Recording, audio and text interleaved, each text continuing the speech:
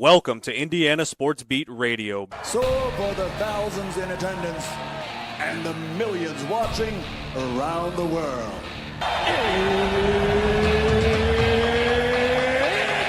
Time! 3 on the way. Oh! It went in! It went in! And Indiana wins the ball game! Know your role and shut your mouth, you jabroni! Float game for the win! Ayler's gone.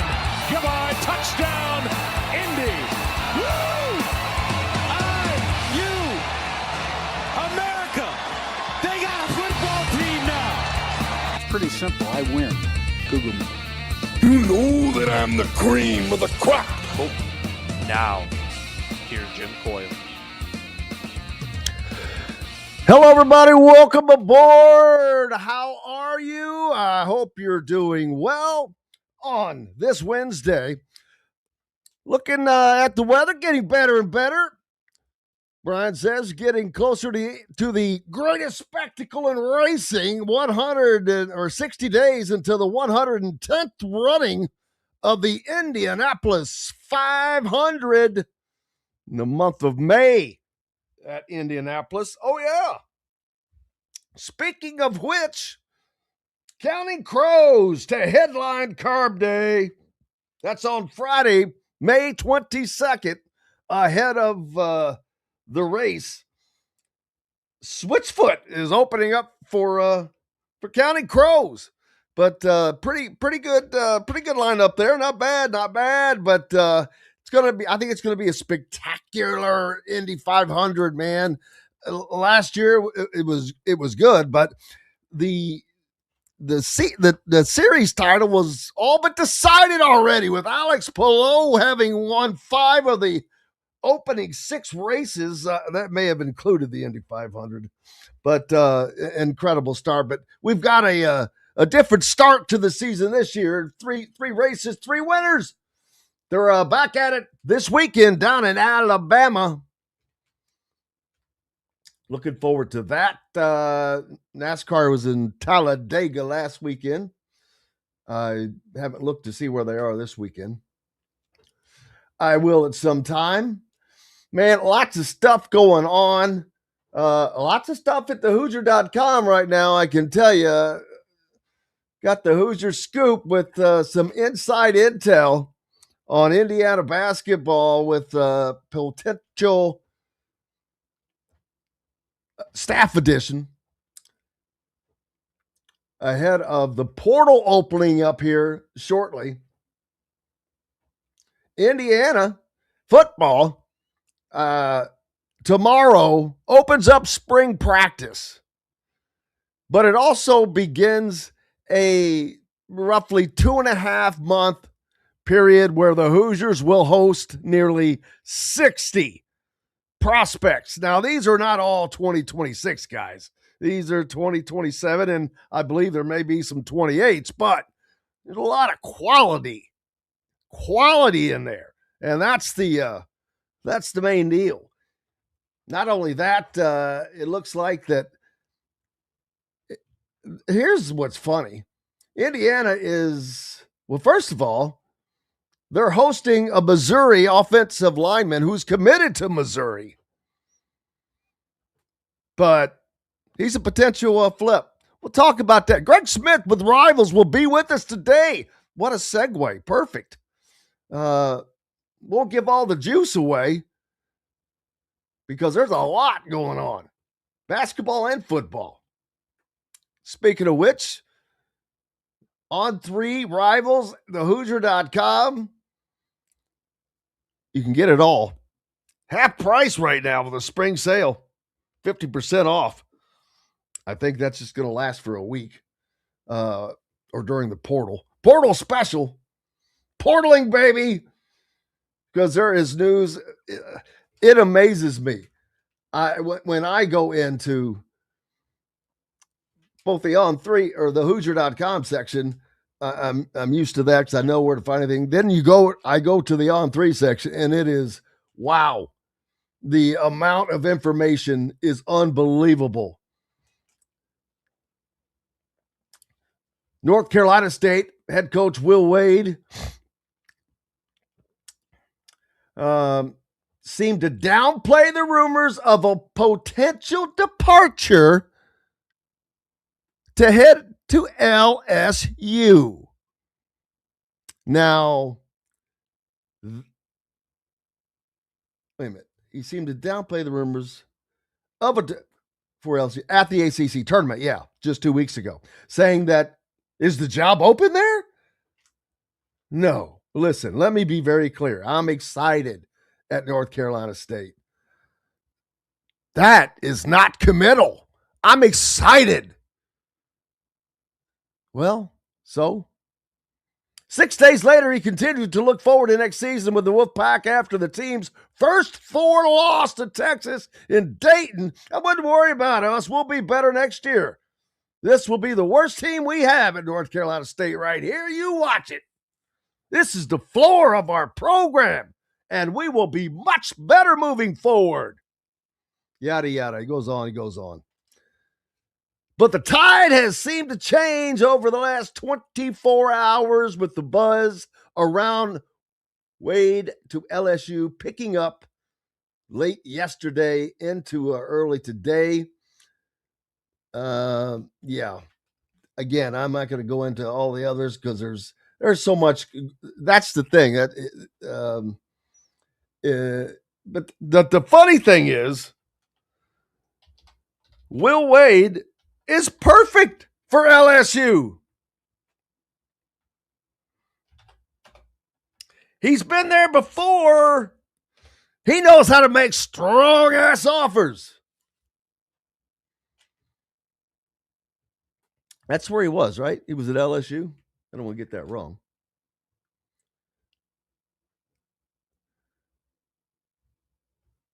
I don't recall. I hope I got that right. He was at LSU, right? Because that would be dumb. But yeah. That's Will Wade popping up. That's oh, and then yesterday, my favorite politician. Holy moly. I sent myself an email so I could make sure to not miss this. Tommy Tuberville, our favorite politician. I sent out a tweet. It just reposted something that he posted about a bill that he's sending out, or he has put together more appropriately. Dadgummit, I'm trying to find. It should be easy to find because it's to me, but I am having a bit of trouble finding it. But I will keep looking anyway. He said he's got this bill he's going to pass. It's going to fix 80% of the NIL problems. Now, this is radical. Hold on. Athletes get 5 years to play 5 years. Oh, we've never heard that before. Hold on to your seats. And here's my favorite part. You can transfer one time. And if you transfer another time, you got to sit out. Huh. Where have I heard that before? Oh, yeah, that's what the rule used to be.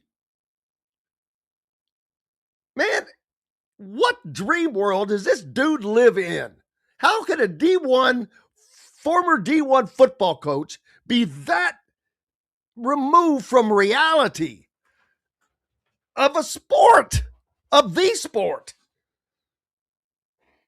First of all, anything he's doing has nothing to do with NIL. Secondly, when I sent the tweet out, I think I said, good luck. Does this include a clause for the coaches as well? Question mark. See, that's the thing. You can't limit these guys now. It's just like anybody else making money. And it's the free enterprise system of America. Now, I do believe there will eventually be guardrails of some sort, but it's not going to be that ridiculous dream list.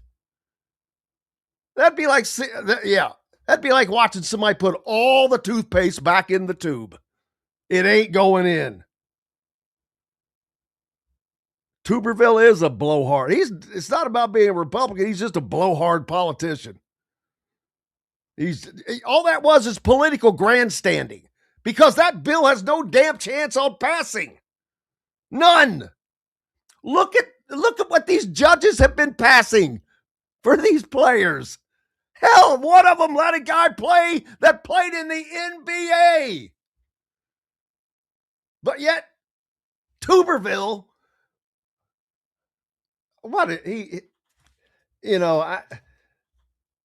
it started, the deal with, he's just ignorant. This is not the first time. He started this business like a year ago when Indiana was having success, and he used them as an example of how NIL had ruined the game. Look at Indiana. They went out and bought them a football team, is exactly what he said. Didn't bother to check a damn thing. He's a moron. But you're not, and I'm glad to have you along. Dustin, Dylan Sinn, rather, is going to join us. Kyle Neddenriep got the state finals coming up this weekend. State champions will be crowned. And Greg Smith from Rivals will join us. A lot of football recruiting, man. Nearly 60 prospects between now and June Indiana will host. That's on top of spring practice opening up tomorrow. We got more coming up. Happy to have you. Happy Wednesday. Back with more right after these messages. Andy Moore Honda Bloomington has the deals for you, like great savings on the remaining 2025 Hondas. First-time buyers get more than expected. The Honda Civic and HR-V are the most popular vehicles for first-time buyers in the U.S. Andy Moore Honda Bloomington also has a quality selection of pre-certified used vehicles. And check out the selection of Andy Moore Honda Bloomington's 2026 models, like the Honda Passport, Honda CR-V Hybrid, Honda Ridgeline, and more. ISB Radio with Jim Coyle is brought to you exclusively on The Zone by Andy Moore Honda of Bloomington, Bloomington's #1 Honda dealer. If you're looking for a new home in the Indianapolis area, you need Cheryl Sizemore from Brick and Ivy Realty. Cheryl Sizemore has over 2 decades of experience, and that could be the difference in getting the home you want in today's tough housing market. Reach out to Cheryl at CherylSizemoreSells@gmail.com or 317-701-0838. That's 317-701-0838. Let Cheryl Sizemore sell or find your new home today. Zach Browning here to tell you about an offer you simply can't pass up. If you're looking for the best coverage of Indiana football and basketball, which includes recruiting, weekly chats, podcasts, as well as access to the best national team out there, then look no further than thehoosier.com.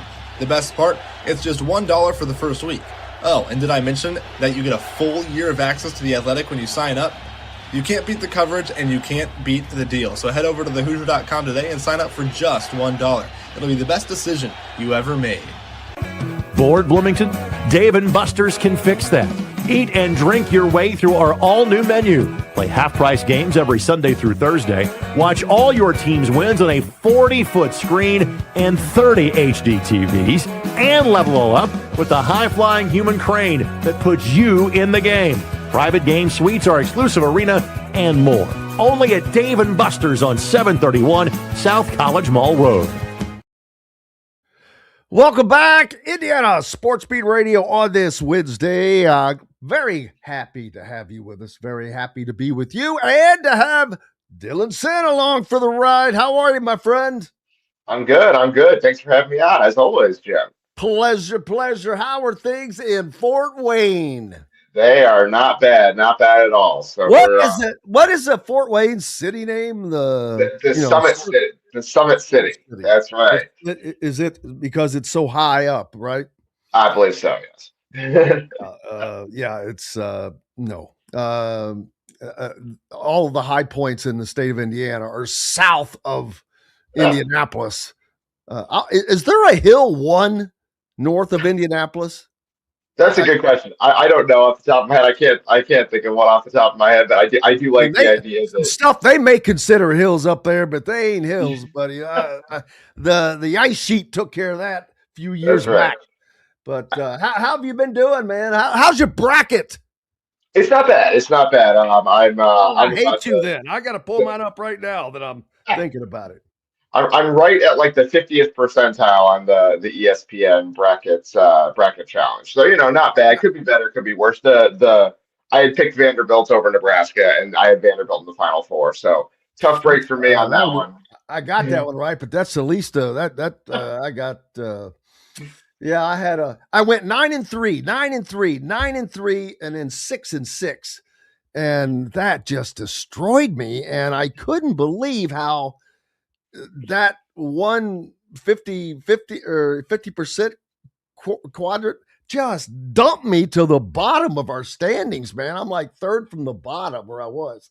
Well, I should still be. There's no games been played. So, yeah, I don't know why I'm even checking it. I already know that I'm stinking it up. But, there's like 50 of them in there, I think, and I've got to be second. Why didn't it come on? Second from the bottom, something. Man, that's third from the bottom. I've never been. I'm not out. I've won a couple, but usually I'm in the upper middle. But no, I am done, toast. Now I did do I like how they give you the redo opportunities, and then I can never figure out how to get which thing open, because there's one that didn't fill, and it's always sitting there, and I'm like, I can't. You can never delete them out of there for some reason. But let's see. Yeah, that's the full one, I guess. That's not good. That's why. Wait a minute. How can I? Oh, I picked. Hey! Oh, I did not. I did not pick Florida getting beat by Iowa. Didn't have that one on my bingo card. But that was a hell of a game. It was. Yeah. I had this discussion yesterday. Why are people just like to moan. They like to complain because now the thing is, there's no Cinderella. Oh, there's no Cinderella. The team that once every 10 years might get to a Final Four. Well, let's change it all back just so we can have that once every 10 years instead of having incredible games throughout. Yeah, I am sorry, but here's my solution for Cinderella. Power 4 conferences play for the NCAA National Championship. The rest play for whatever they want to play for. Go to the Crown, man. Create the Crown. Or they would do the NIT since that's theirs. But the NIT is a bag of crap. So that would be you could turn. That's the only way you can salvage that tournament. It is crap. Does anybody watch those games? I mean, really, it's just, but to me, not that there aren't teams outside of the power conferences that can win. Obviously, they're good ones, but I don't think they are going to be good enough to win the national championship. When you get up there tight, it's big difference. Yeah, I mean, they never have been, right? Like, there's never been what we would call a Cinderella win national championship, right? Like, Butler came close. Butler came the closest. But Gonzaga's never even won a national championship, and they're not really a Cinderella anymore. So overrated. Right. So it's one of those things where it's like, I think people are kind of misremembering how this used to go, right? You usually get maybe one or two revisionist history. Right. It's just something to complain about. It's all it is. Yes. And I don't understand why, because the games are phenomenal. The games are really good. Yeah. They've been That's freaking. I've been saying this for 2 years now. 2 years that how every football and basketball, how everything, it's gotten better. I'm sorry. You think football hasn't gotten better? yeah. Indiana just went 16-0 and won a national championship. Oh, now football hasn't gotten any better. They kicked the crap out of Alabama, the SEC's face. They kicked the snot out of Oregon twice. They beat Miami. They beat Ohio State. That, you want to talk about a freaking Cinderella? I don't care that they're in the Big Ten and a Power Four conference. They were the losingest program in the history of all of Division One, outside of the Power Four conferences and everything. So that's a Cinderella story. That's the biggest Cinderella story maybe we've ever had since Milan. Seriously. But I'm great with how things are going right now. I'm excited to see these games that are coming up. I mean, Arizona is awesome. Michigan is awesome.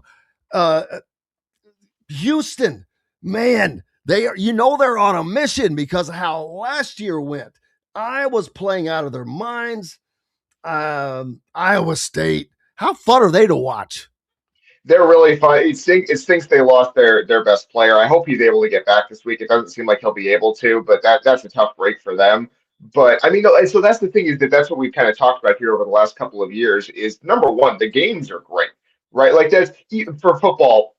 Even if you're not an Indiana fan, like I understand a lot of people are not Indiana fans, although probably a lot of people listening to this are. The games have been great. Like there have been so many great games in college football over the last few years that the level of competitiveness is really, really good, right? And then in college basketball, I mean, we've had a ton of good games in this tournament. There have been some really, really down to the wire games. And so I don't think the quality of play has gone down at all, right? And then once you get to, if you don't have Cinderellas in this round, which, yeah, maybe you like one or two, okay, I understand that you like the novelty of it, fine. I enjoyed it a couple of years ago when Jack Golke from Oakland hit 10 threes and beat Kentucky. That's fun, right? But Oakland was never going to win a national championship, and everyone recognized that, right? But when then you get into this round, you get into the Sweet 16, you get into the Elite Eight, and you have these high level teams squaring off against one another. You get some really, really, really high level basketball in these games, and it's a lot of fun to watch, right? Like basically, there is not a game in this round that you look at and say, man, I don't know about that one. That could be a blowout. There's not really one of those that you look at and say that like the team that is the underdog doesn't have a chance to win, right? The biggest gap in seeds is I think Purdue, Texas, 2 versus 11. Texas could win that game, right? Like it is absolutely within the realm of possibility they win that game. They're on a roll right now, and absolutely they won 3 games already. And the thing I like about them, I hate their coach because I'm not a Sean Miller fan, but you know what? I still respect what they got going, and now that everybody can cheat, I don't care anymore. So I can compartmentalize that. Man, they've got big bodies. They're not super tall, but they've got just big bodies, and they can just muck it up for you in the paint, and just they can muck the game up, but they can shoot, and it's kind of fun to watch those teams play because damn, they make life difficult for teams, or they can.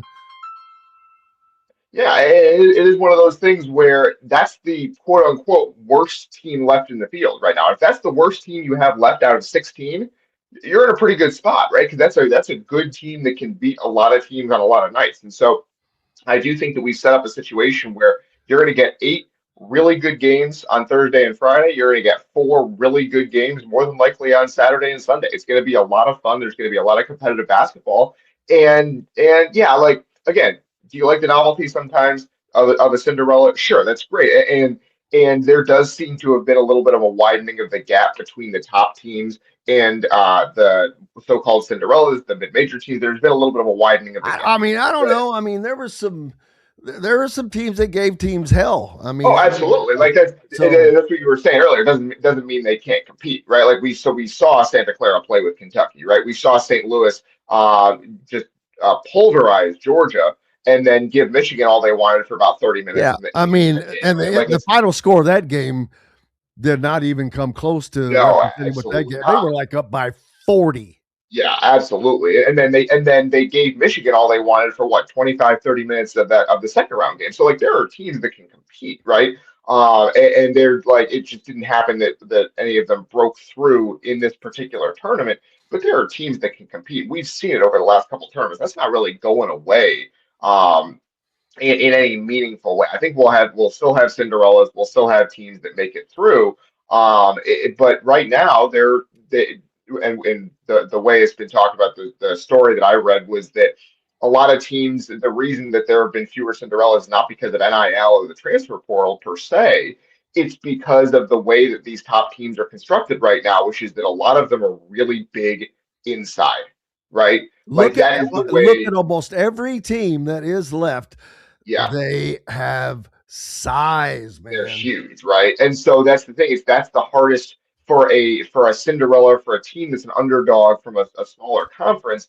The easiest way to pull an upset is to make a bunch of threes, and the other team who is built around shooting doesn't make a bunch of threes, right? Like that's the easiest way to pull an upset. And there's just not a lot of teams left in this tournament. A lot of teams at the top of the conference that are really built around five out. We shoot the ball, we shoot from 340 times a game. They're not built that way, the teams that are left in this tournament, very, very much at all.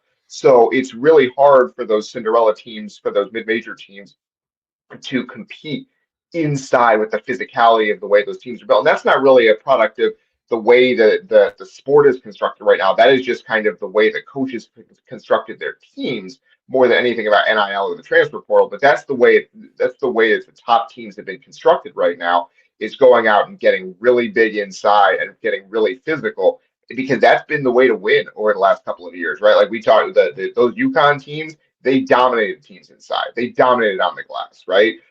Florida last year, I know Walter Clayton got a lot of the headlines because he hit all those shots down the stretch, but they were huge. They were physical. They were strong, right? And so it is one of those things where that is right now kind of the meta in college basketball. How to win is get really big and really physical, and then kind of outmuscle your opponent, and maybe add some shooting around it, right? And so we'll see whether that changes in the next couple of years here. But that's just a really tough situation for mid-major teams, because that's the one thing they can't match, is the physicality inside. This is going to be fun. Purdue is taking on Texas, because when we were just talking about Texas, I was just thinking about how I wonder how it would be if they were playing a team like Purdue. I didn't realize they were. I'm like, oh, hell, they are playing. Well, and then you've got Cam Heide is on Texas now, Yes. that he transferred from Purdue, and he started 28 games this year, averaging 6 points, 3 rebounds, just a nice contributor. And then Purdue, their guard, CJ Cox, he went down, but the mics, you could hear the mics, and you could hear him screaming the F word like over and over. And then he gets up, walks off the court, and I'm like, I bet he plays. For the first 5 minutes, I'm like, oh man, he done tore that knee up, because he was just screaming. And I'm like, dude's walking off the floor now. I mean, Yeah. I know you can move with a torn ACL a little bit or something, but he was walking like normal. And I'm like, well, come on, man. But that's going to be a fun game. What do you think of that? Yeah, no, it's interesting. CJ Cox, they said it was a hyperextension after the game. He seemed like in the locker room, he seemed to be moving around okay. So I think that he will play in this game. Yeah, so and it's funny because in that game against Miami, he had scored like 11 points in 6 minutes on the game time before he got injured, and then he didn't come back in the game after that. So obviously there was something going on there, but I do think that he'll play. Cam Heide is a really interesting story because it kind of got caught in a numbers game at Purdue. They have a lot of guys on the wing. CJ Cox being one of them, Jakari Harris, Omar Mayer. They have guys over You there. mean like the two seniors that Matt Painter sent packing a couple of years ago to Duke and wherever the other dude ended up? Colorado State. It wasn't that they were sent packing per se. It was more just, I think they would have liked to have had Mason Gillis back, frankly. They would Mason have, Gillis but really they would have were helped that sent team. packing, not Right. because they weren't good enough, but because Matt Painter did not plan on having them there. And he's like, oh, sorry, no room for you. And so, I guess you gotta take your hat off to him for that. But at the same time, I'm like, wow. Because they had recruited a class of high school kids, and it was like, all right, we need to basically have roster spots available, and so that's they're trying to. They had conversations with them before the season, basically like, where are you at? And so it was kind of, you have to make a decision now before the season even starts. Are you going to be back next year? And so they did that, and it was one. And Cam Heide was another one where he had eligibility left. He was. I think they would have liked to have had him back. Him and Miles Colvin were kind of that junior class for them, that those next guys. But the problem was they had Jakari Harris, they have CJ Cox, they have guys coming up behind them, and it wasn't guaranteed they were going to get a ton of playing time even this year. And so then if you're Cam Heide and Miles Colvin, you only have a couple of years of eligibility left. And so they moved on, and Miles Colvin went to Wake Forest. Cam Heide went to Texas. Cam Heide actually hit the biggest shot of the game in that round of 32 win against Gonzaga. That corner three, baby. Three ball. Texas was up 1, and he hit the shot that put him up 4 with about 10 seconds left. It was the biggest shot of the game. It was actually very similar to a shot that he hit against Houston in the Sweet 16 for Purdue last year, where they were down by 3. He tied it, and then Houston went down and won it at the end. So he's hit that shot before. He's a really good three-point shooter, super athletic guy. Doesn't, like you said, his numbers aren't crazy, but he gives you a lot of little intangible things. He's a really good rebounder. He can switch to basically defend anyone on the court. Really athletic dude. So I expect that Purdue will like seeing him again. It should be a lot of fun. But I do think that Purdue is the better team in that game. They're playing very well right now. But something to watch out for is that Braden Smith didn't play very well at all against Miami. He was pretty bad in that game, frankly. And Matt Painter said it after the game. He said he had a tough game. He had 12 points and 8 assists, but he also had 8 turnovers and went 3 for 12 from the field. It wasn't a good game. I had Miami picked to beat Purdue in that game for that very reason that I'm like, okay, this is a team that I think can harass Braden Smith. And if they harass Braden Smith, if Malik Renew is playing defense without reaching and getting fouls called on him against Trey Kaufman-Renn or whoever was handling him, they don't have much. I mean, you kind of got them beat right there, and they were able to get by that. But it's a recipe, and they're going to face a lot more of that. But so are other teams. I mean, it's not like it's not going to be easy for anybody. I mean, every game is going to be life and death. But here's a great one. Iowa and Nebraska. Have you heard of that one before? Hey, have you heard this? An Iowa player or an Iowa team goes to play a Nebraska team 3 times. Oh, this is only their 3rd time. That could have been their 4th time had they met in the Big Ten tournament. That would be crazy. I think Nebraska wins this game. I think so too. Nebraska was, I think they split during the regular season, if I remember correctly, but I think Nebraska is the better team. I think Iowa had a really good game plan in that game against Florida. Ben McCollum, frankly, outcoached Todd Golden in that game, but I think Fred Hoiberg knows what to expect in that game. I think having played them twice will really help. And I do think Nebraska is playing at a really, really high level right now. So I'm excited for that game. That region is 3 Big Ten teams in Houston. Like it's Michigan State, Houston, and the other game. So that's a lot of fun down there. Of course, Houston is basically the home team in that game. I'm not sure if people have seen the video, but last night they took a bus to the arena because they didn't. Obviously, it's in Houston. And Kelvin Sampson gets off the bus and he's walking. And he sees the camera and he goes, "Nice flight." Just pretty funny. So it's going to be interesting because it is three Big Ten teams in Houston, but Houston's the home team. So we'll see what the crowd is like. Nebraska has kind of been like Indiana football, where they have followed those guys everywhere and created basically home atmospheres everywhere they've been. Nebraska hasn't been kind of like this has been the complete swap. Exactly. Indiana basketball is now Nebraska football, and Indiana football is now. You get the point. Yes.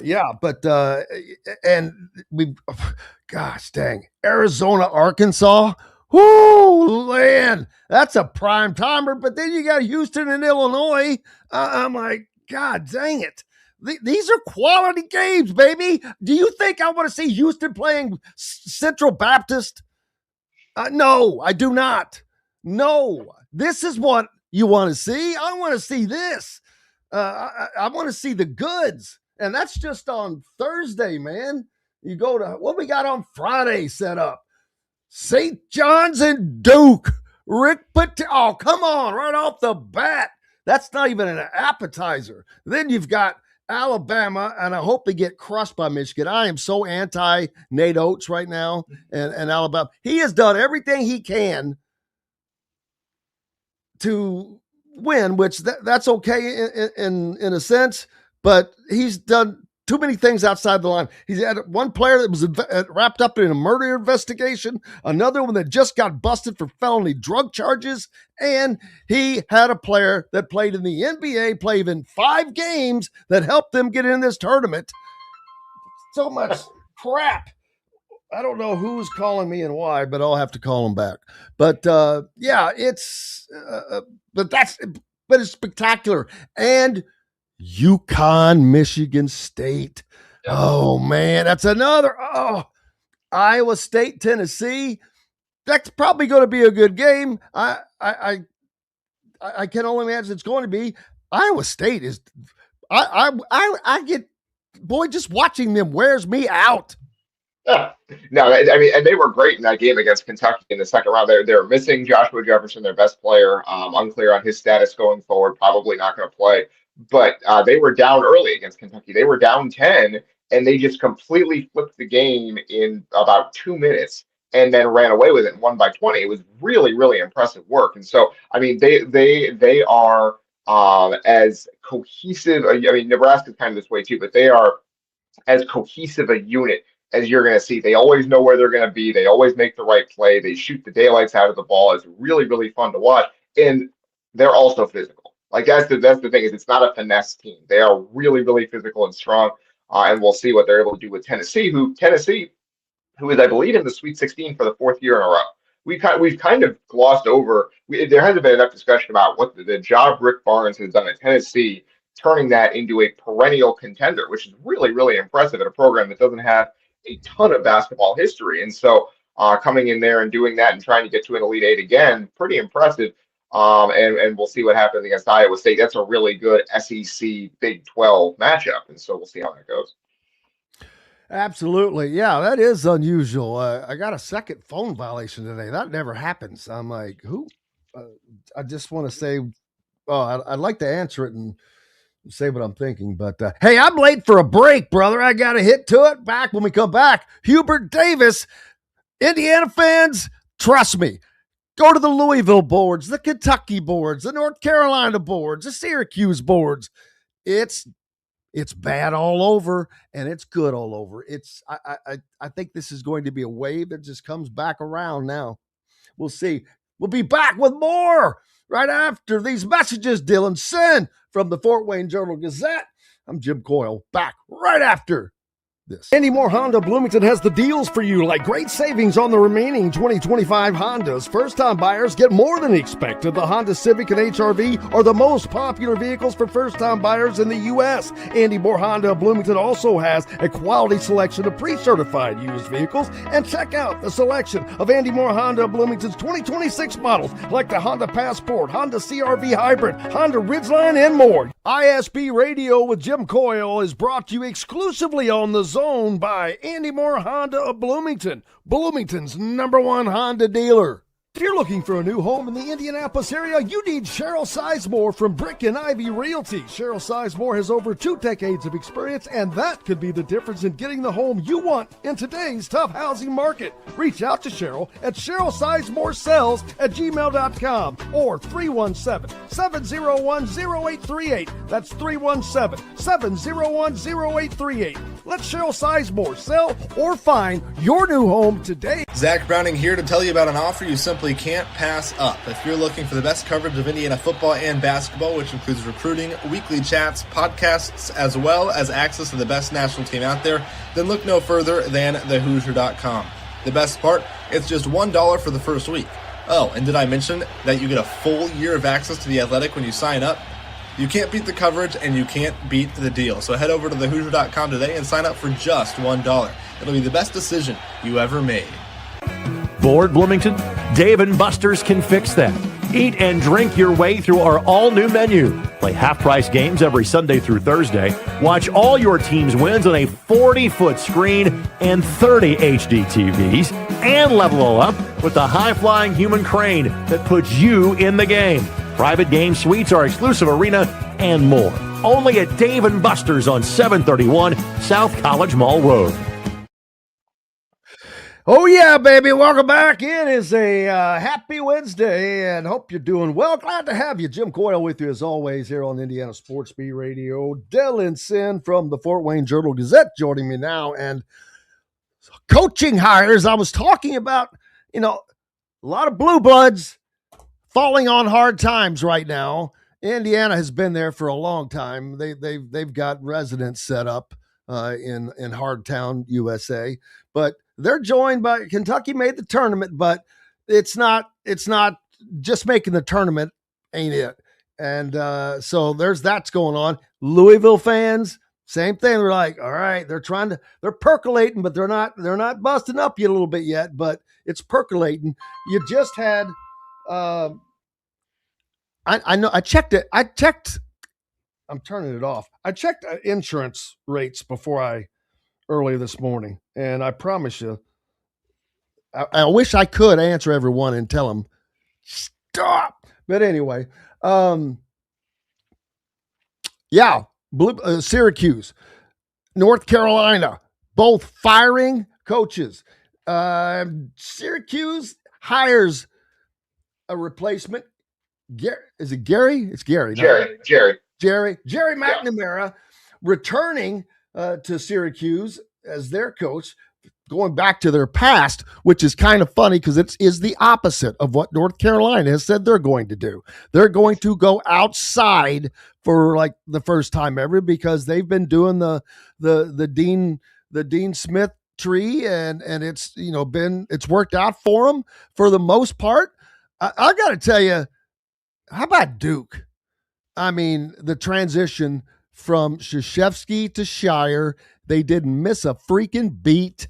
There was like no pomp and it was just kind of like a pretty seamless. I mean, as seamless as you can get, and that's what a successful organization does. But I'm just trying to say, I know Indiana fans are upset. They've got reason to be, but you ain't alone, man. It's tough out there. It's tough all over. But Jerry McNamara hired to return to Syracuse. Now North Carolina just firing Hubert Davis. It's going to be crazy, man. But yeah, I think Indiana they're going to go after it next year. In the portal here, they have to, and we know that. And it's about talent. I've said this before, and I hate to say things repeatedly, but Evan Miyakawa, one of his stat things has just stuck in my head since I read it, and it is that the success, 80% of the success of your team is determined before the first game, barring injuries or things like that. Your roster, the talent of your roster, whatever it is, that is going to be you. You're going to improve a little bit, but most teams are not going to improve a lot. Some play better, but overall, statistically, it's not the case. So you got to have the talent, man. And I know everybody wants to compare it to Signetti and all that, and I'm not going to do that because, first of all, it's apples and oranges. It's two different sports, and some people could say it should be easier. Actually, I don't know that it is, even though there's so many less pieces. But if it's not right, you're screwed. It's not like you have a lot of options in basketball. Yeah, no, absolutely. And you talked about really quick. You talked about the blue bloods that are kind of on hard times right now, and North Carolina is looking to make a hire. Kansas might be looking to make a hire here pretty soon too. Yeah. Bill Self has said that he is not sure he's coming back.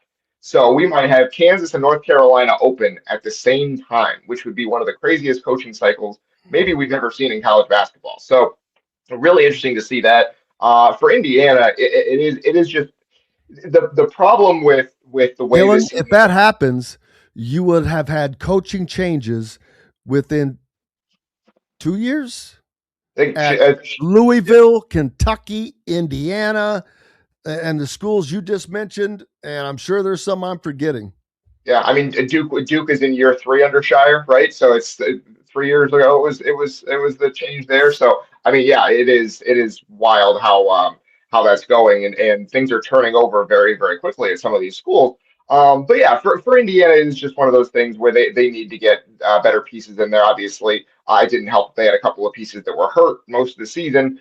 Nick Dorn was hurt at the beginning of the season, so that doesn't help either. I think the thing that just leaves a sour taste in people's mouth about the way this Indiana season went is the way it finished, right? Because you talk about all the talent. Okay, it seemed like they were middle tier of the Big Ten talent-wise, and that would be enough to get them an 8 or a 9 seed for most of the season, and then the bottom just fell out at the end, right? Like you think that, okay, if you have a certain level of talent and you kind of ride that out through, or you maybe even improve as the season goes on because you have a good coach, right? And they kind of the opposite happen, right? I think that's kind of the part that leaves a sour taste in your mouth if you're an Indiana fan about this season, is that the team didn't get better as the season went on. In fact, it seemed more cohesive in November than it was in March. And that's kind of where it's like, okay, it's a little bit of a red flag. But again, like you said, they're going to go hard in the portal this offseason. They're going to spend some money to get really quality guys in there, especially in the front court, and we'll see how that goes.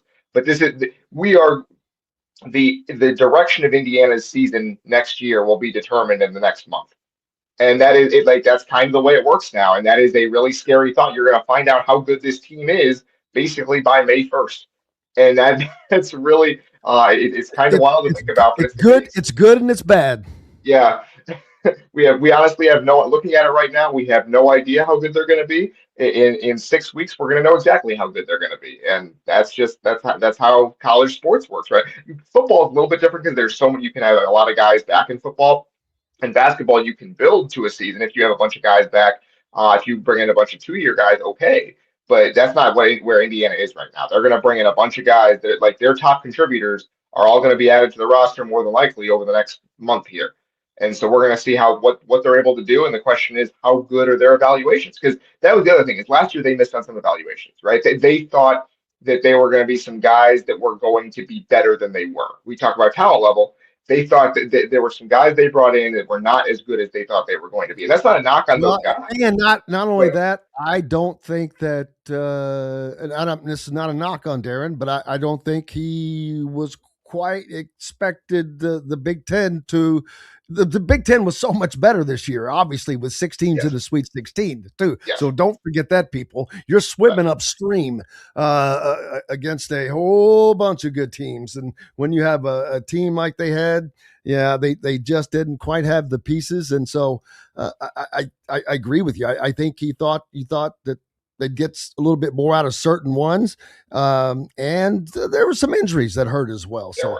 But they'll have a full boat next year, so I'm pretty certain about that. Not that won't have injuries at some point, but yeah. How about Brad Stevens has removed himself from consideration for the North Carolina coaching search, but of course he said it was a prayer, but he sat at top North Carolina's principal list candidates per Matt Norlander, but that list also includes Tommy Lloyd, Dusty May, TJ Otzelberger, Billy Donovan, of course.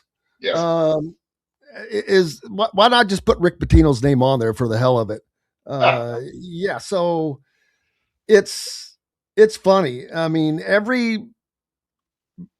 Brad Stevens might come back to coach one day. I don't know. He would only do it because he was bored, because he's rich. He's competed at the highest level. And so, yeah, but that's going to be interesting. Yeah. Interesting. God, how could I don't see North Carolina getting Tommy Lloyd away from Arizona. Hell, they're about, especially if they win a national championship, get out of here.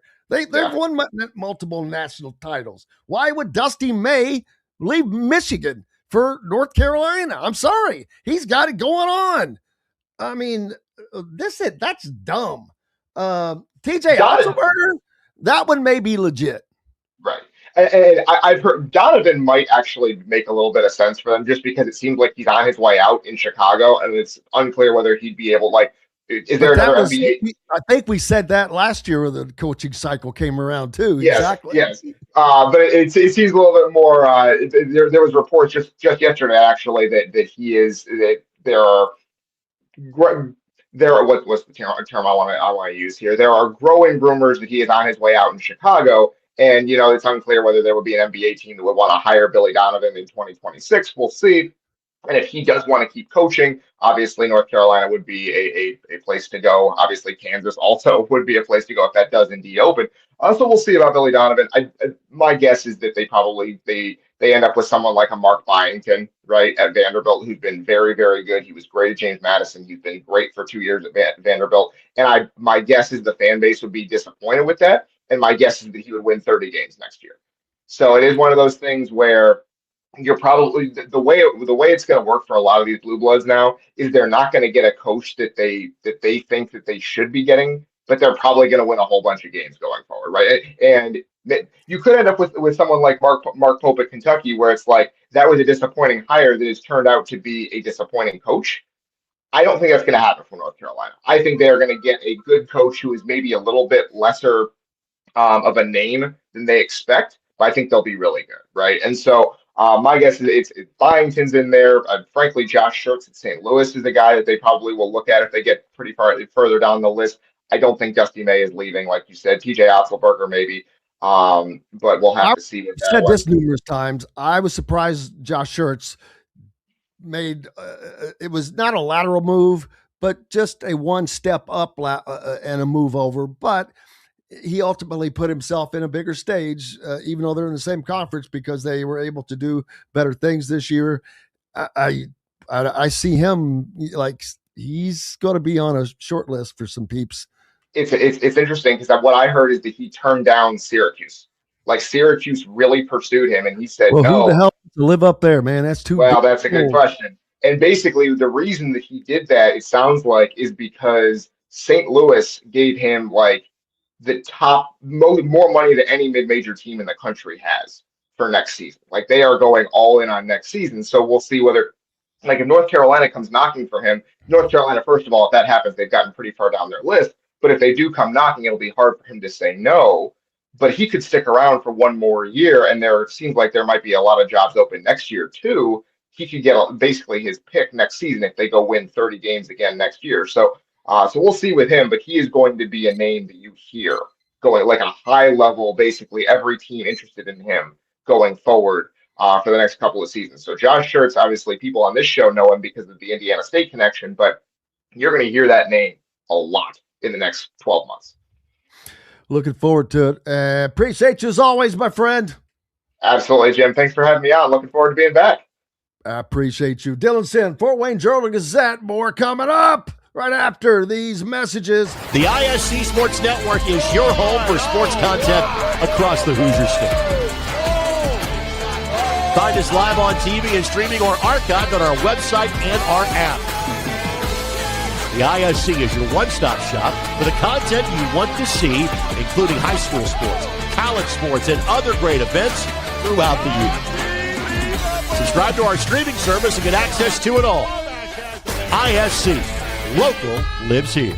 If you're looking for a new home in the Indianapolis area, you need Cheryl Sizemore from Brick and Ivy Realty. Cheryl Sizemore has over 2 decades of experience, and that could be the difference in getting the home you want in today's tough housing market. Reach out to Cheryl at CherylSizemoreSells@gmail.com or 317-701-0838. That's 317-701-0838. Let Cheryl Sizemore sell or find your new home today. Andy Moore Honda Bloomington has the deals for you, like great savings on the remaining 2025 Hondas. First-time buyers get more than expected. The Honda Civic and HR-V are the most popular vehicles for first-time buyers in the U.S. Andy Moore Honda Bloomington also has a quality selection of pre-certified used vehicles. And check out the selection of Andy Moore Honda Bloomington's 2026 models, like the Honda Passport, Honda CR-V Hybrid, Honda Ridgeline, and more. ISB Radio with Jim Coyle is brought to you exclusively on The Zone by Andy Moore Honda of Bloomington, Bloomington's #1 Honda dealer.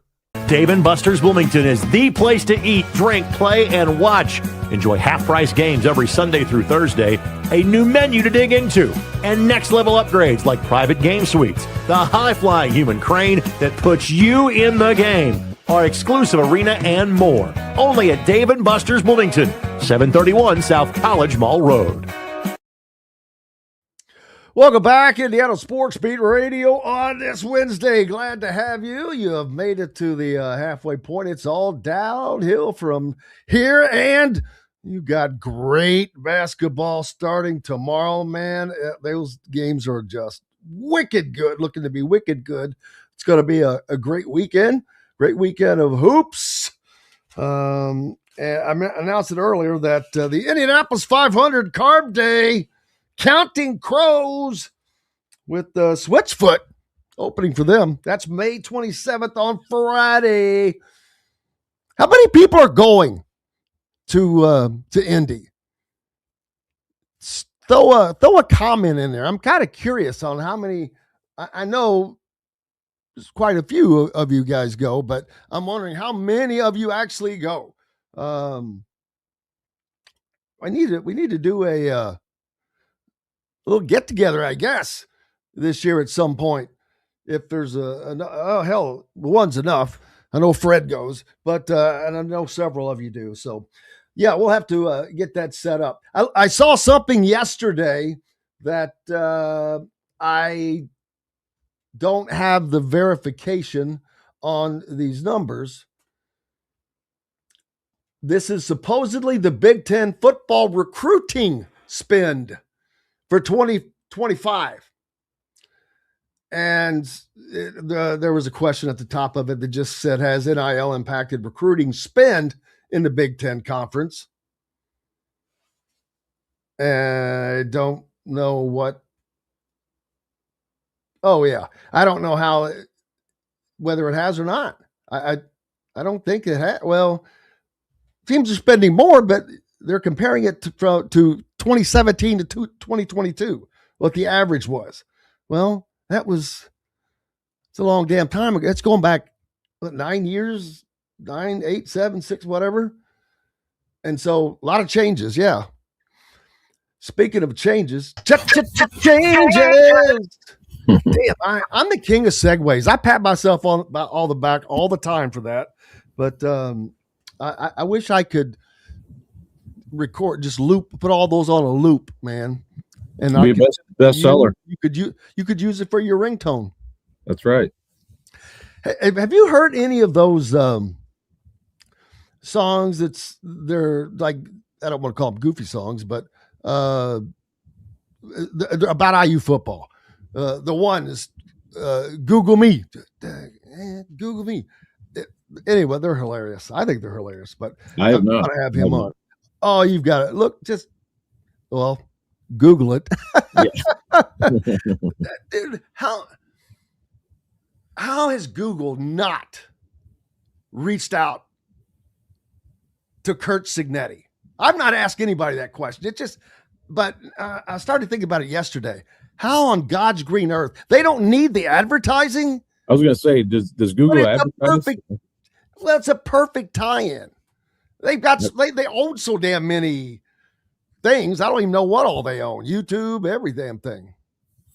Yeah, I don't know. It would seem like I'm probably actually Google. I just don't know it. Yeah, it would seem like an easy advertisement if you had one. I don't know if they do or not. Yeah, I mean, I would do it just for the hell of it. I mean, that's lunch money to them. Mm-hmm. They could they drop more money than the rest of us humans make. But big weekend coming up for you, man. Championship finals weekend as 4 good games, upsets in 3A. You've got the unusual suspects in 4A. So you're going to have some new fresh blood, a little of the old guard with Bar Reeve in there. So a little something for everybody. Yeah, I was at the state finals media day Monday, and there's some familiar faces, some new faces, some teams I think that thought they would get there maybe last year or even the year before, like Crown Point and Park Heritage, certainly 2 teams that have been knocking on that door trying to get there. Park Heritage has 3 years in a row in the semi-state had gotten beat. So good to see them get through, and have this opportunity now ahead of them on Saturday. But yeah, that 2A game, man, Westview and Park Heritage, I think will be a phenomenal game and be a great crowd. I think really both, the 1A and 2A games, the morning session should be really well attended. And then, we lost, I think probably the surprise of Saturday was that we lost Silver Creek, and it wasn't a huge shocker necessarily that Cathedral beat them. But I think, in my mind anyway, you kind of thought Silver Creek would be the team coming out of the South, and I thought they would get through Cathedral. But Cathedral came back in the fourth quarter and kind of took it to them and showed some toughness there. So that was an interesting. Then in New Haven on the north side of the 3A bracket, so you end up with probably a matchup you didn't expect. The north side of 3A was generally wide open all year, but Columbia City was kind of the team I had pinpointed. New Haven had beat them in overtime during the season, and then beat them in a close game on Saturday at Logan's, or I think that was at Logansport. So that was interesting to see how that all played out. But yeah, I mean, I think we got some great matchups here. The 4A game, the final game of the season between Crown Point and Mount Vernon, is a game we already saw at the Hall of Fame, and it was a really good one. It went down to the wire late there, and Crown Point got them by 4, but it was anybody's game. And I'm taking Crown Point again. Yeah, I think that's a smart pick. They're generally deeper. Most teams are. You're talking to you talk to a lot of fans or whatever, and they feel like 1 through 5, I think we're better than Mount Vernon. Like, well, yeah, you're probably right, but the 1 and 2 that Mount Vernon has with Luke Ertl and Max Weiss are most of the time better than the 1-2 of anybody else. So if you can get Ertl off the floor, which New Albany did for a while there in the third quarter, you can see what happens. They didn't handle New Albany's pressure at all, and New Albany actually took the lead on them. But Ertl came back in, kind of got everything coordinated again, and they were able to win that game. And they were the better team when Ertl was out there pretty clearly. And I think New Albany's great. They're going to excuse me. They're going to be dynamite if they keep everything together for next year, because they are really good and really young. So it'd be fun to see what they do. And this Newcastle semi-state's kind of been the last few years, it's been teams that have gotten beat and then come back the next year and get through. So we'll see if that can be the case for New Albany again next year. But I feel like, man, it's going to be fun. It's going to be fun to see how Crown Point defends Ertl, how Mount Vernon attacks that. I thought Clinton Swan on Monday, the Crown Point coach, made a good point. He's like, a lot of teams try to beat Ertl. They're not trying to beat Mount Vernon. They're trying to beat Ertl.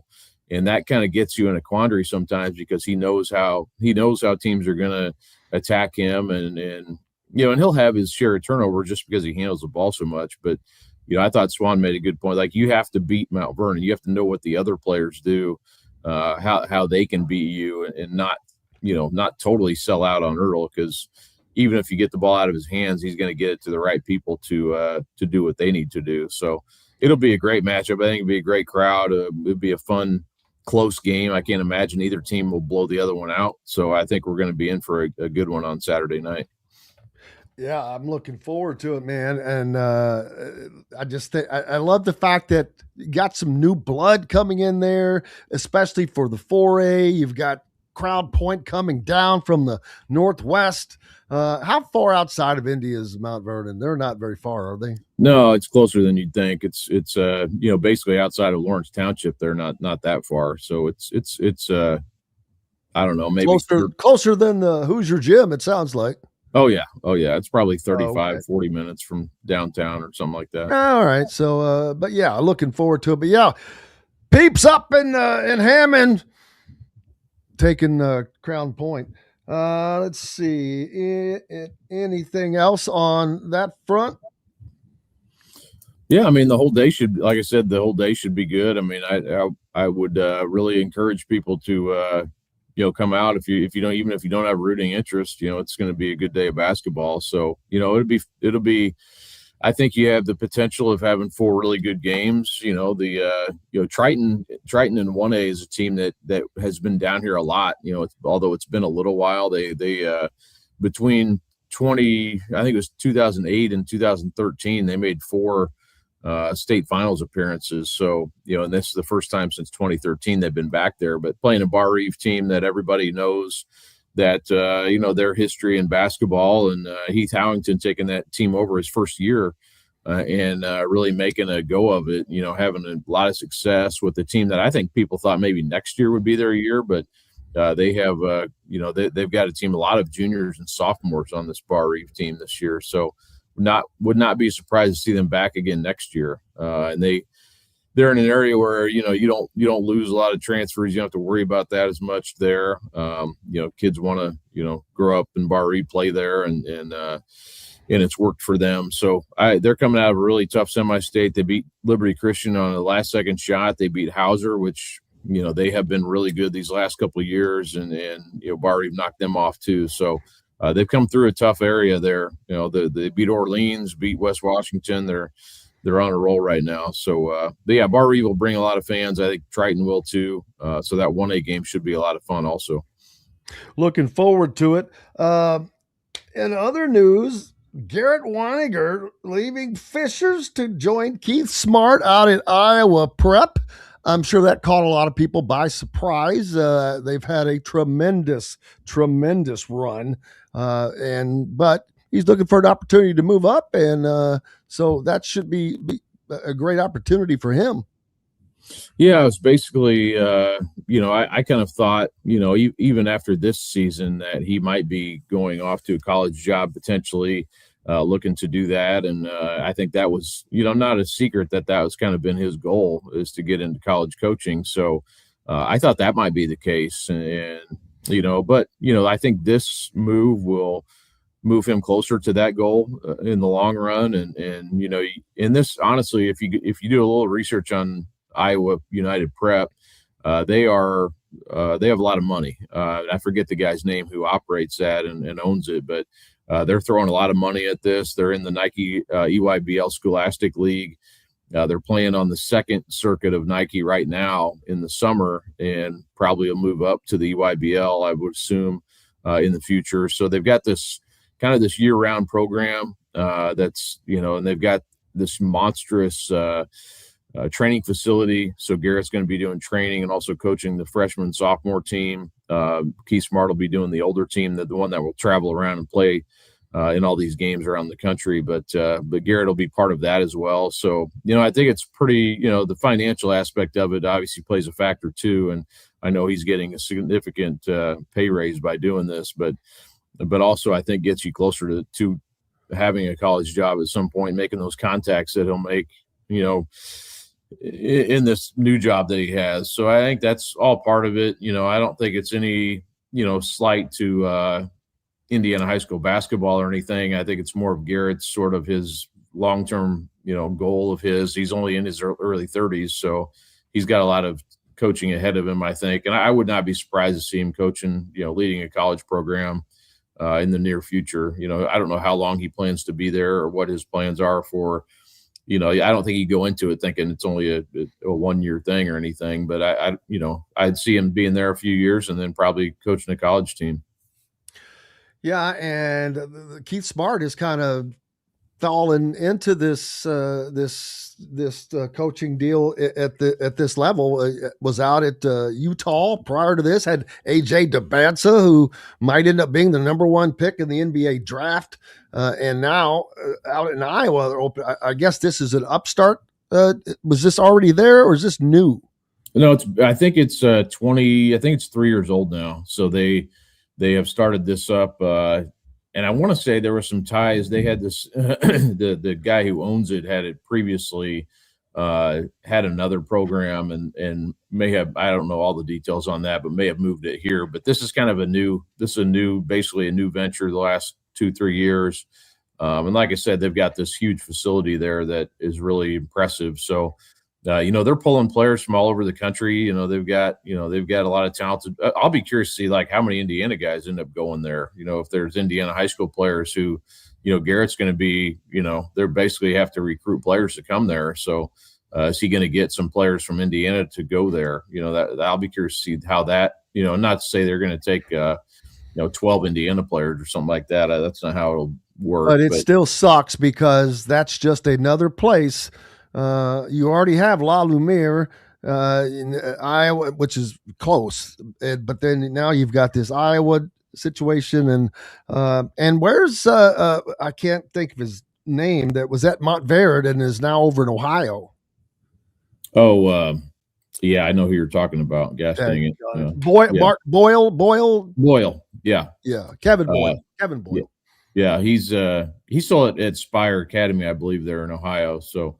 There's all kinds of options now. I talked to Jeff Teague about that last week after they lost to Mount Vernon and said, he's basically like, I don't know who we're going to have back next year. So, it's partly these prep schools. It's partly the transfer rules. It's sort of all up in the air anymore, So you look at this 2027 class, I don't know who's going to be back. It's so, I hope they all are, but I doubt it. This could have we've already seen it have a small impact, but this could start to chip away at some of the, if you get 4 or 5 top guys going this route, that's going to suck for the state.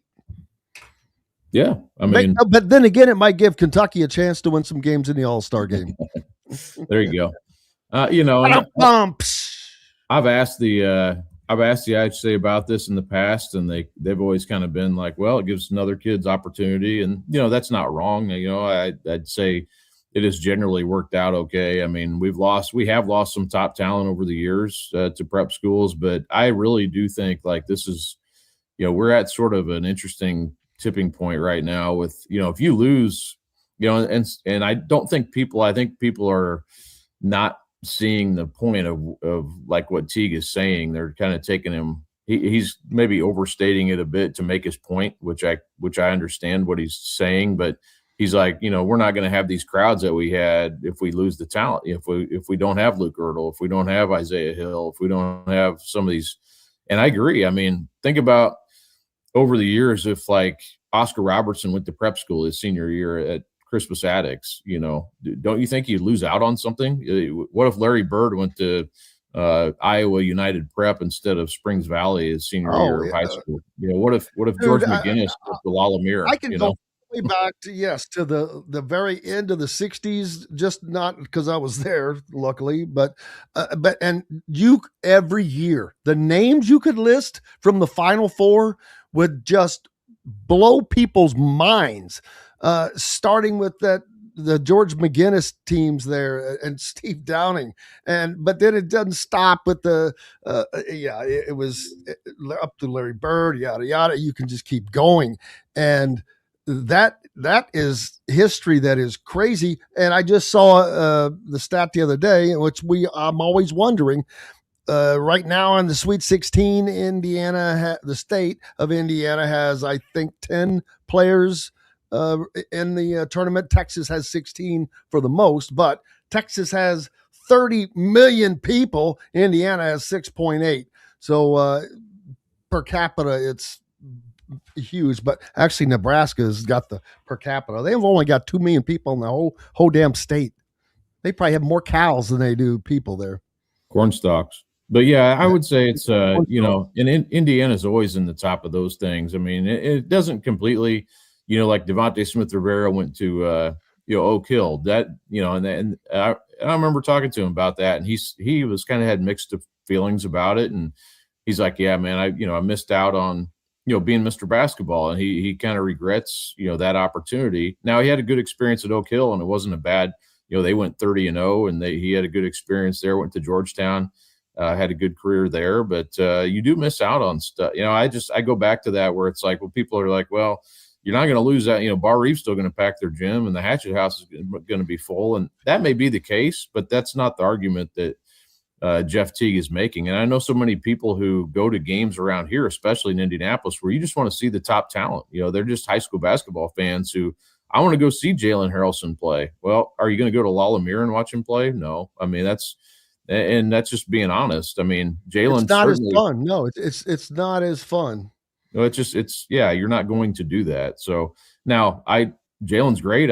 He's a great kid, and I don't blame him for doing in his family, making that decision. But, I do think it's, what are we going to do here to try to keep those kids? We're one of 4 states that doesn't have NIL. I don't know if that's going to change. There are problems with that, I think. And Indiana is going to hold on. They're going to tie NIL to marijuana and anything else that our fellow Hoosiers are going to keep sticking their head in the ground about. But I don't like NIL for high schools. I'll be the first one to tell you, because that, as hard as it is to manage for college, because there's so many players, there's 100 times as many players in high school and 100 more times high schools. It's like, man, there's no regulating that, which I don't know if there would be any regulations. Well, I mean, I would hope there would be. Now you have people cheating now that get away with it, so that to me, it's like, if you're going to cheat, you're going to cheat with NIL, you're going to cheat without NIL. So to me, it's kind of like, well, why not allow it? And, these other states are figuring it out. And honestly, most of these high school kids aren't going to get offered NIL. It's not a realistic, so it doesn't really apply to anybody other than the top, maybe some of the top kids. I know Michigan just passed it recently. So, that's maybe a study we can go into and figure out what how these other states are navigating those issues. But yeah, I mean, it is, to me, like, if you're losing all your top 100 kids, top 250 kids, your product's watered down. I don't know what else to say about that. I mean, Indiana high school basketball is going to be great. It's resilient. It's going to be, you're going to have great stories. Like the state finals has great stories, and you will continue to have that. But if Luke Ertl's not playing for Mount Vernon, or Dikembe Shaw decides he didn't want to go to Crown Point, doesn't that make the product weaker? I mean, to me, that's pretty easy to say. I think it does, man. I know what you've got coming up next, so be looking out for it, peeps. He's going to have plenty of great stuff after this weekend's round of championship games I wish there was a nickname for Gamebridge Fieldhouse. The Bridge? They wouldn't let you call it by the nickname, though, because they get all hung up on, oh, no, you got to use the corporate name. But, yeah, I loved there was a big joke going around when Louisville was down there before they built the Yum Center about the name. They're like, call it the Bucket. Call it the Bucket, because the bucket of chicken. So that would have been good. I thought that would have been good. Kyle Neddenriep from the Indy Star. Appreciate you, my friend. Have a good one. Thank you, Jim. Appreciate you. I appreciate you. More coming up. Greg Smith from Rivals will join us right after we take a quick pause for the cause, right after these messages. The ISC Sports Network is your home for sports content across the Hoosier State. Find us live on TV and streaming, or archived on our website and our app. The ISC is your one-stop shop for the content you want to see, including high school sports, college sports, and other great events throughout the year. Subscribe to our streaming service and get access to it all. ISC. Local lives here.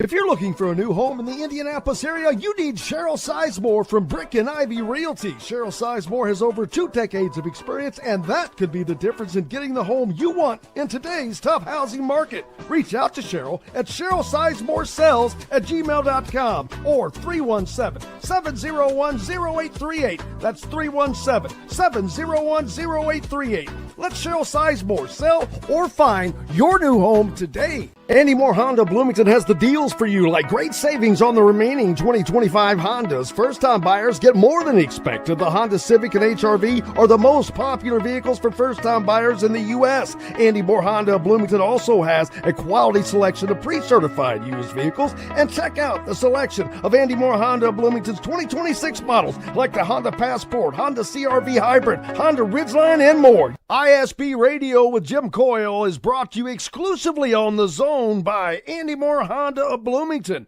Bloomington's #1 Honda dealer. Dave & Buster's Bloomington is the place to eat, drink, play, and watch. Enjoy half-price games every Sunday through Thursday, a new menu to dig into, and next-level upgrades like private game suites, the high-flying human crane that puts you in the game, our exclusive arena, and more. Only at Dave & Buster's Bloomington, 731 South College Mall Road.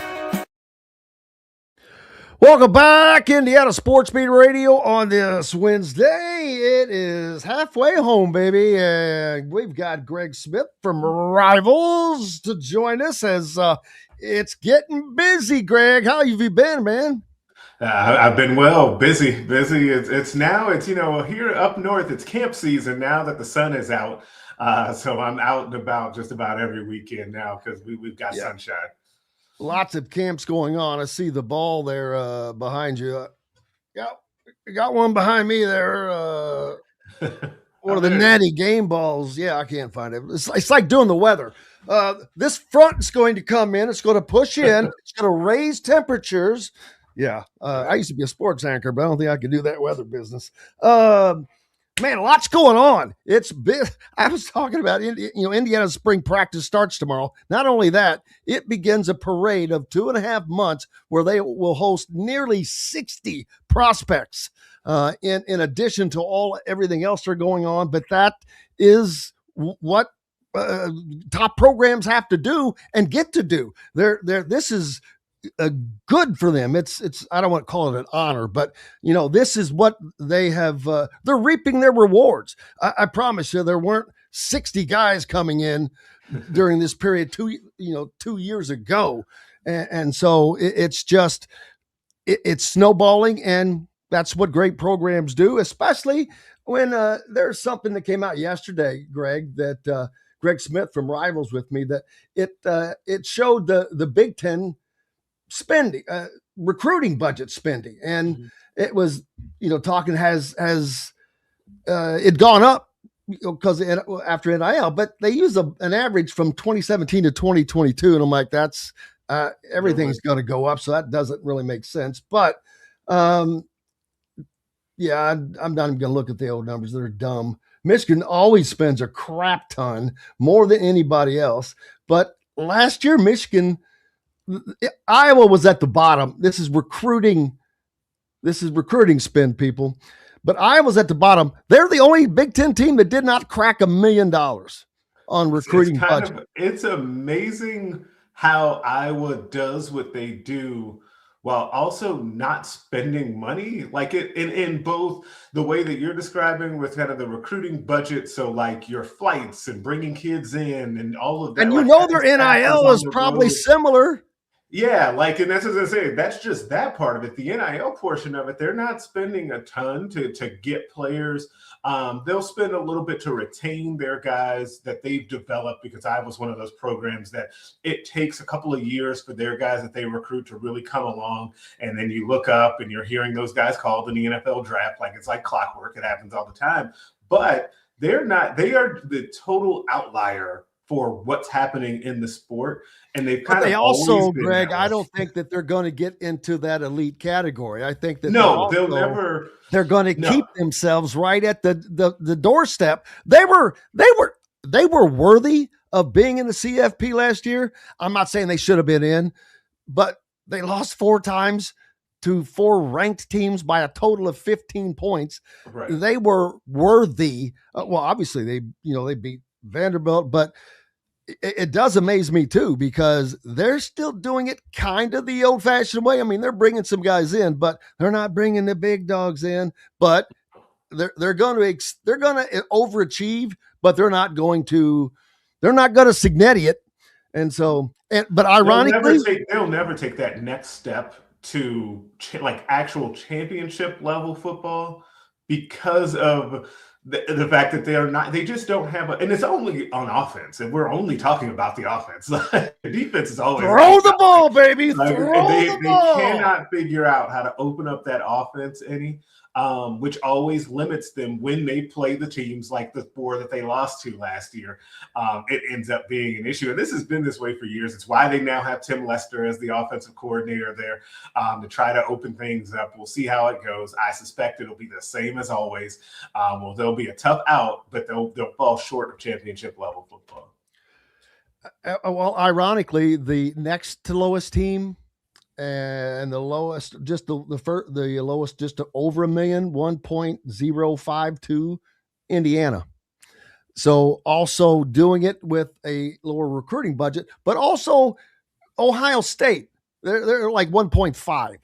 They don't have to spend as much because they're kind of coming to you. It's right. One of the things. Indiana's kind of getting some of that. So theirs is going to go up, but it's not going to go. Michigan, 3.5. 3.5 million. 3.5 times more than what Indiana spends on recruiting. And they do this it was 2.2 way back in 2022. So they're always big spenders, but yeah, it's managing with what you got. Yes, it's always about that's life, right? Like you got to manage with what you have and figure out how to do the best you can with what you have. But the Michigan thing is also interesting on how that shifts, right? Like, does that shift under Kyle Whittingham, or does it continue to go up because they're going to try and recruit back into their old footprint out west? Even though part of why Michigan's is so high is because they recruit all over the country as well. So maybe it doesn't change all that much. But Indiana being low on that for just high school recruiting spend does not necessarily surprise me. And so, yeah, they're doing just fine, obviously, with what they've got and trying to continue to just manage what they have. And now, though, like you alluded to up top, 60 plus kids coming in just that we know of that are scheduled to come in for unofficial visits during the spring. The level of kid that wants to come to visit Indiana and the amount of options that they're going to have at the high school level has just continued to explode. And as we know, it's a good evaluation staff, so I trust them to find the right kids coming out of high school football as well. Yeah, they've done a great job, and you've got I think your latest piece out where it talks about a potential flip. The offensive lineman, the kid from Missouri who's committed to Missouri, but coming in. This is what I don't get. If you're committed to somebody, why in the hell are you taking visits? If you're taking visits, you're not committed. It's a slippery slope of how you kind of do this, because you can understand why if you're a kid and this isn't saying anything bad about the kid, because we know that schools can also drop them and things are fluid. You never know. But on average, when you're committed to a program and then you decide to start taking spring visits to other schools we're not even at official visit season yet, right? Like I kind of get it for officials, but you're going to take a spring visit to a school in Indiana that he currently does not hold an offer from. That was kind of the big thing in the story. There's that he is coveting an offer from Indiana, which, by the way, is something totally new. Like when have we ever talked about a kid committed to an SEC program wanting to come to Indiana and basically audition for an offer, right? Like you just don't hear about that until recently. But when you do that, you run the risk of really angering the school that you're committed to. Like it would not surprise me if Missouri looked up and said, hey, maybe we need to continue to look at offensive linemen because you're not really committed to us. Like it cuts both ways too. So you can totally understand that type of situation. Yeah, and I can't wait to see how they're going to blend everything in next year. And Plus, all these players see this is a lot of buzz that's going on. Of course, when you win a national championship and you do it undefeated, you're going to get that buzz. But Kurt Cignetti has done an amazing job just folding that in and just rolling on to the next season, so to speak, because you have to. You've got a lot of new pieces that you've got to plug in with a lot of new guys. You've got Pro Day coming up on April 1st. So we've got a lot of stuff happening here soon, man. Yeah, the ball is getting rolling quickly. It feels like, I saw the thing, the spring ball was starting for them, and I was like, man, I know it kind of feels like they just won the Natty. Like, it feels like that just happened.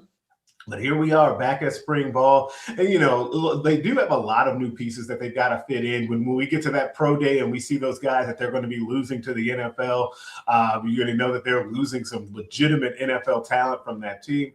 But it'll be fascinating to see. Like, that will be one of the biggest storylines in the Big Ten this year, right? Of how does Kirk Cignetti in Indiana either continue to keep this rolling now that they had a great portal class coming in, another year of development for the players that were already in the program. They kept both coordinators, which was extremely important. How do they keep this thing rolling? And I think that will be just a huge storyline for the Big Ten, and we'll start to find out a little bit more as they start to move through spring ball.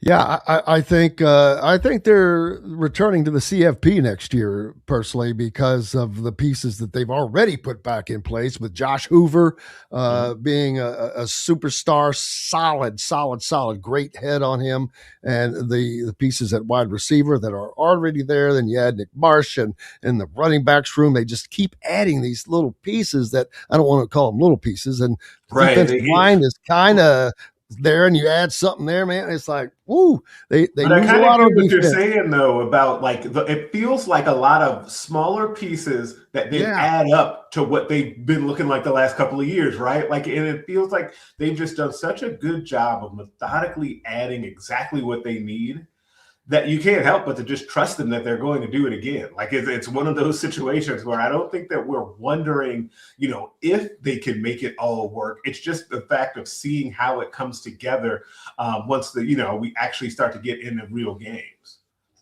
How about Dan Orlovsky? He is. I saw the Pat McAfee thing the other day, and I was like, that is great, because he's dying on that hill no matter what, and it's like it's almost like he's taking it personally, man. And I'm like going, dude, whatevs. They'll you'll find out, but that's not. It's kind. I don't share that opinion necessarily, but I don't know. I mean, guys develop differently when they get to the NFL. There's different reasons. What team are you on? Are you protected? Are you running for your damn life? I mean, there's just a lot of variables. Do you have a good organization around you like that? In the NFL, that matters as much as anything. Are you going to one of the really bad franchises that can't get out of their own way?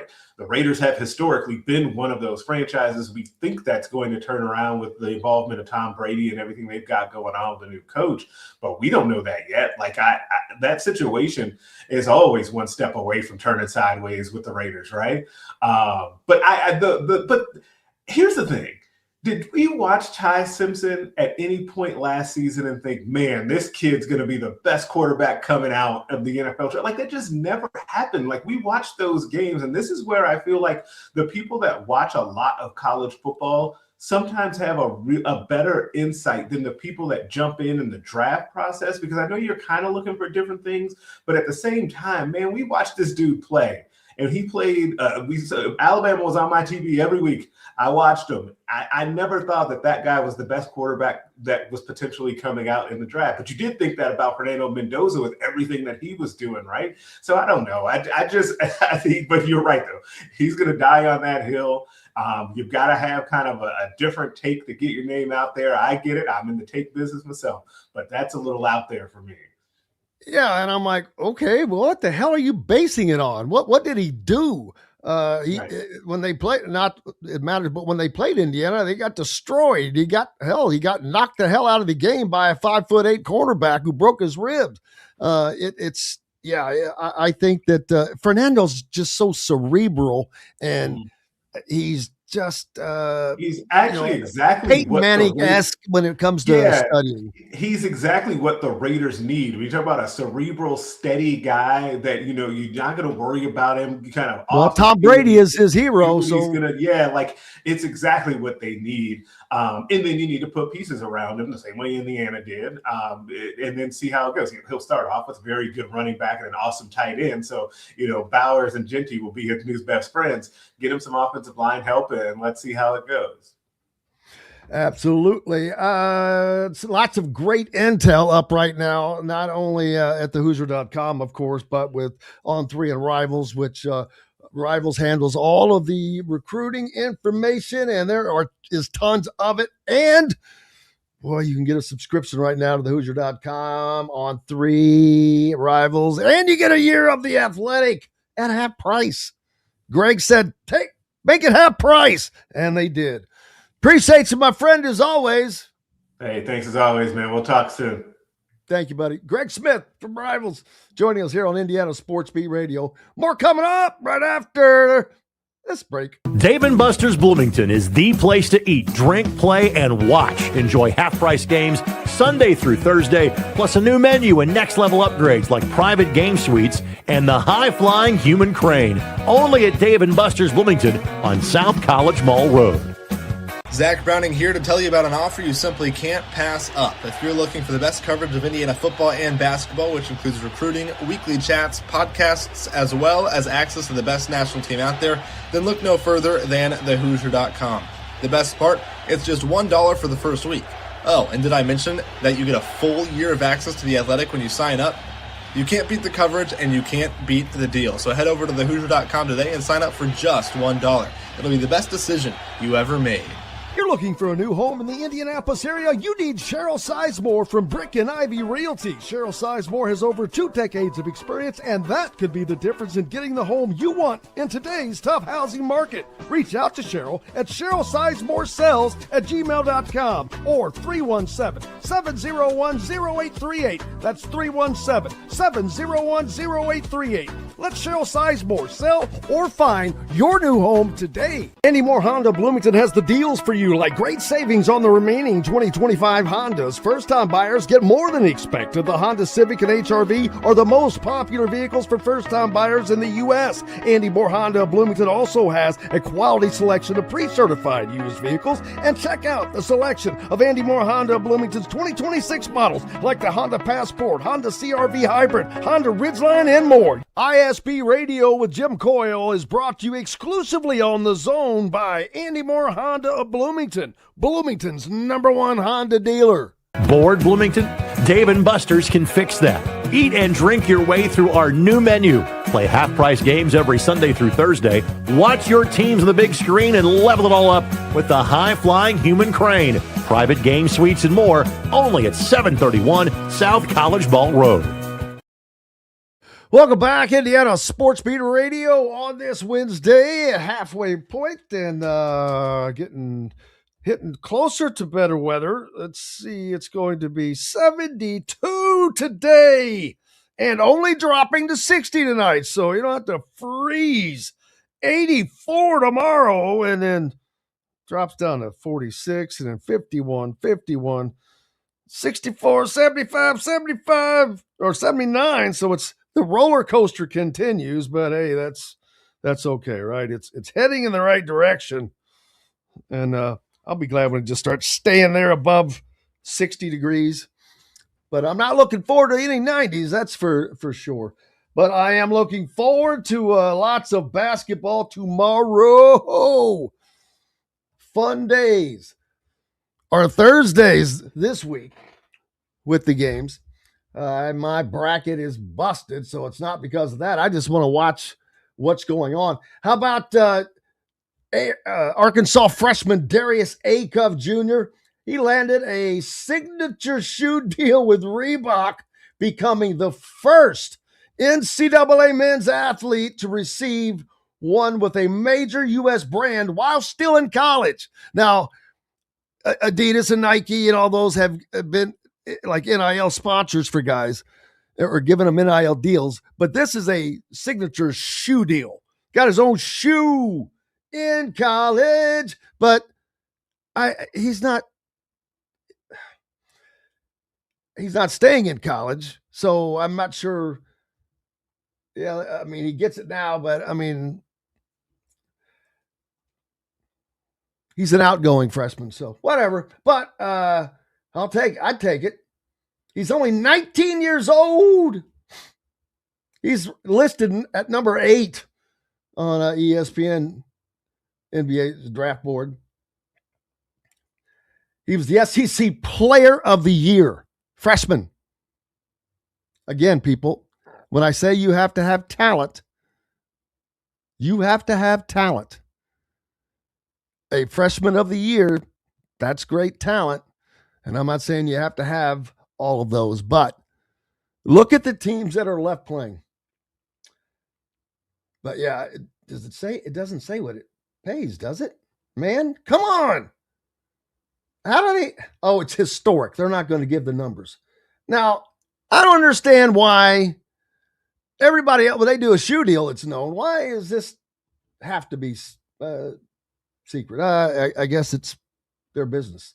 So, yeah, we all forget that. In August 2024, Cooper Flagg signed his endorsement deal with New Balance while he was a 17-year-old rising high school senior in Maine. And before his lone season at Duke, the following summer, he became the number 1 pick of the Dallas Mavericks.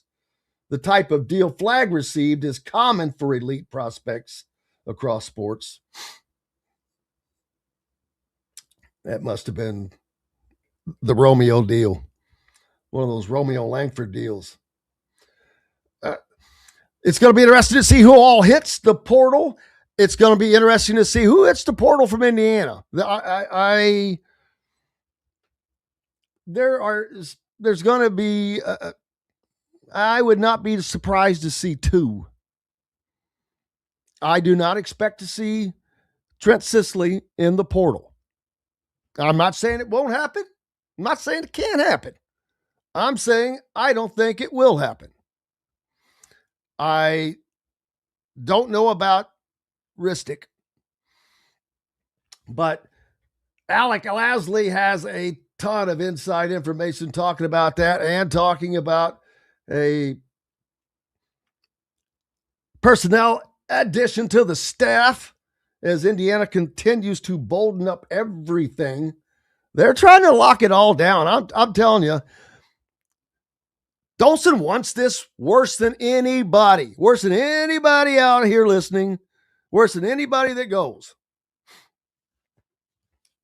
Badly. And it'll come around. I truly believe that it will. It's been rudderless for too long, but because of that major fiasco that happened after year 3,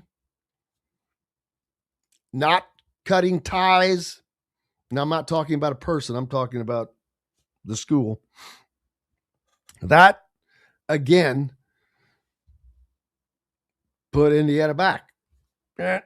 They just kept doing things that knocked them back and just couldn't get the start. Darren knew it. I remember, like I said, I've talked about this a couple of times. I even played the clip when we were at Huber's last year, almost just under a year ago. He knew that they were undersized. And I think he really thought they could play their way around it. And you don't count on the injuries. And they had some. And they had Josh Harris that didn't get to play. Nick Dorn was hurt. So he's still behind. You don't just catch up just because you finally get going. Well, you've still missed all of that. If you missed 10 games, well, you're 10 games less of experience. Speaking of which, Dan Patrick is where I saw that clip in regards to Pat McAfee and Dan Orlovsky going back and forth at it. and about Fernando Mendoza and Ty Simpson. And afterwards, Dan Patrick says, I don't want a quarterback that has 16 starts. And with the number 16, it was kind of funny. I'm like, what's he mean? Well, he's talking about Ty Simpson. And as soon as he said that, it reminded me of Anthony Richardson. Why would you not take a guy with 3 years of starting or 4 years of starting, however, 3 years of starting, with one of those being a historic blitzkrieg where you had to show the throws, the moxie, the drive. So, yeah. No, Fernando made things happen. He didn't do it by himself. Charlie Becker was Charlie Becker, baby. It was Charlie B. Omar. All of them. All the running backs, all the wide receivers, the defensive players. But Fernando made the plays when he had to make them. You don't get to be 16-0 and beat Ohio State, Alabama, Oregon, and Miami in successive fashion without a damn good quarterback. Probably the best in the game this year, in my opinion. His numbers also are up there as well. But that's not my argument to make. I just disagree with Orlovsky, but I really disagree with the fact of how fervently he is on it. It's not like it's here's this. No, it's with him, it seems like it's just definitive and not even close, which I find, whatever. Now, playing for Kalen DeBoer and Ryan Grubb, that's incredible stuff. Ryan Grubb, great OC, went up to the Seahawks, so he was at the NFL for a year, came back. Kalen DeBoer, we know what a good offensive mind he is, but hey, man, you still got to do it. And we saw what happened at the Rose Bowl. Everybody saw it. So I don't know why. Yeah. And I don't know that he's getting paid to do this. Everybody's on that. He's getting paid to stir that pot. What? Oh, because ESPN wants to drive up the ratings. As if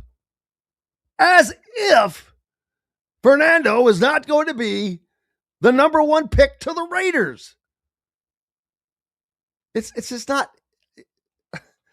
It's funny, but if he wouldn't get so, he gets what? If you haven't seen the clip between him and Pat McAfee, it's worth watching. McAfee is just almost roasting him. And there's one point where he's talking about something and as if Fernando didn't do a lot on this particular drive or something. And they run this play. And he goes, well, and what's he do on the next play? Well, I think he threw a great touchdown pass. But he had to ask him like 4 times. Mercy, I'm glad I didn't have to do that. Looking forward to coming back tomorrow and being with you again. Stay tuned for Glass. Go out, have yourselves a great day. Until tomorrow, I'm Jim Coyle. I will see you on the radio. Thanks for listening to Indiana Sports Beat Radio. Be sure to subscribe to our YouTube page for more clips and team coverage of Indiana basketball, football, and more. You can also find full episodes and tons of other content on thehoosier.com. We'll see you next time for another edition of Indiana Sports Beat Radio.